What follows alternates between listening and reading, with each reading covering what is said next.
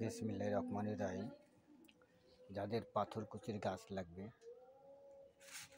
দেখেন পাথরকুচির গাছ। যারা এই পাথরকুচির পাতা ব্যবহার করবেন বিভিন্ন রোগের জন্য, আমার সাথে যোগাযোগ করবেন।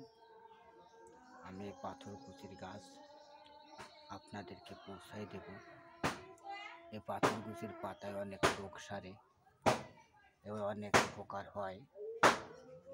এই যে সেই গাছ, আপনারা এর একটা পাতা বাড়ি নিয়ে লাগাই দেবেন, দেখবেন সঙ্গে সঙ্গে আপনাদের গাছ হয়েছে, উপকার হয় এই গাছগুলো বাড়িতে থাকলে। তো আপনারা যারা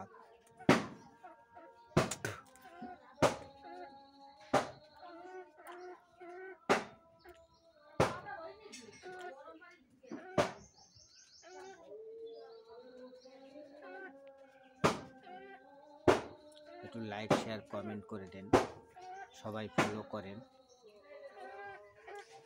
কমেন্ট দিয়ে মানুষের মাঝে দেখাই দেন।